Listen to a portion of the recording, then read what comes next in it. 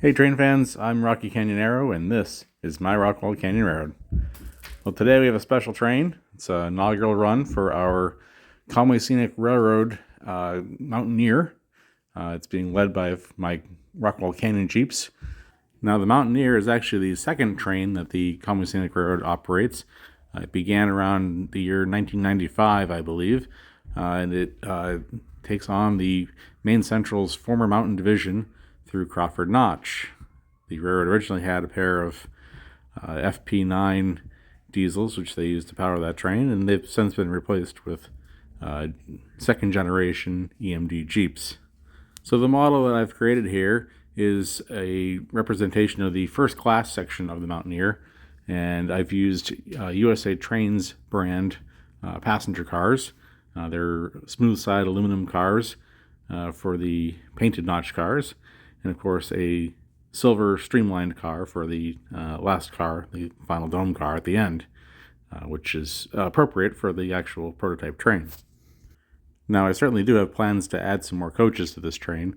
There are 5 more cars that match the same paint scheme that the railroad uses for this Mountaineer, plus 1 more red car, which is pressed into service at the end of this foliage season. Unfortunately, none of those cars, aside from the red car, are actually available to buy, so they're going to have to be somehow or other scratch built. I may probably take some of these smooth side cars and modify them to look a little bit more like the coach cars that they use for the Mountaineer. Now, since the smooth side aluminum cars have no rivet detail or any other, intrusive detail parts on the outside, I was able to go about the decoration of these cars in a completely different way than I've normally done. Instead of painting and priming and everything, I was able to actually pretty much vinyl wrap the cars with sign vinyl and apply the appropriate striping and lettering and numbering for each car as per prototype. Well, the result is that the cars have a really nice finish on them. It's far smoother than I could have ever done with my rattle cans and airbrush. The cars kind of almost look like they're have been waxed and polished up. They really shine. It's kind of neat. So now we'll get into some more detail about the paint jobs and the naming of the cars a little later on in the video. For now, let's have a look at these cars in action on the track and see how they make it around the Rockwall Canyon Railroad.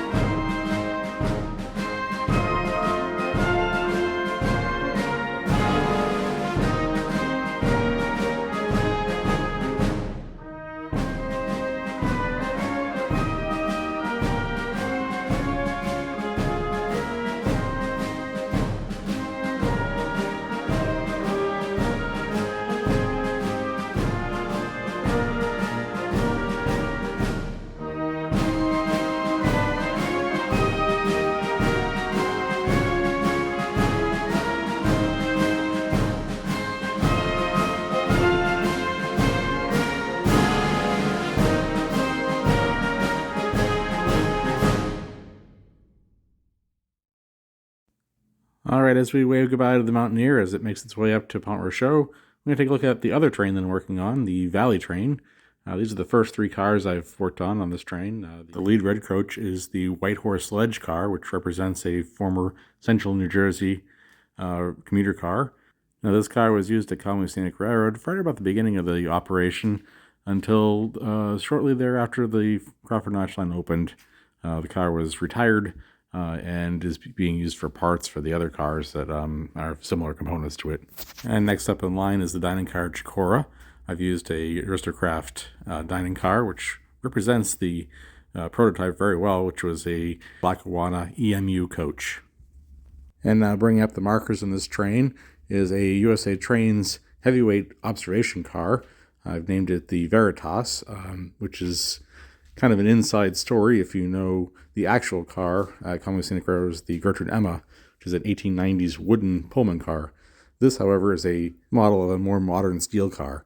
So the actual Gertrude Emma was originally named the Libertas, and its sister car was Veritas. And of course, plans are in the way for 2 more red coaches, hopefully the Mount Cranmore car and the Mount Washington car, as well as some motive power. As you can see, we have 1055, which was their former Alco S4. We'll be adding a pair of F7 diesels, and hopefully a model of their 060 number 7470. Alright, so back to the Mountaineer. I thought we would go through the cars one by one to kind of show what's going on here. The last car is a California Zephyr dome car, the Silver Colt, and that is representing the Silver Splendor at Conway Scenic RR, which is now known as the Rhonda Lee. Rhonda Lee is the wife of one of the co-owners of Conway Scenic RR. And an additional dome car was added to this year's train to honor Leslie Ann, the wife of the other co-owner of Conway Scenic RR. Next, we have the dining car, the Hattie Evans, which is so named after the famous woman on Crawford Notch who lived up in the Victorian section house at the Wiley Brook Bridge and helped serve the railroad men for many years after her husband was tragically killed on the railroad himself.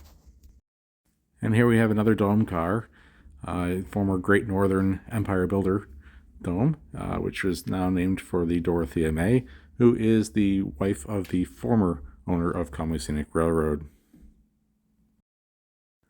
This car is a standard chair car with first-class accommodations, and is so named after Carol P. Reed, who was very well known in the White Mountains as the pioneer in ski school, and also started a giant retail operation in North Conway area selling ski gear and so forth. Among other accomplishments, he is also known as one of the co-founders of the Conway Scenic Railroad.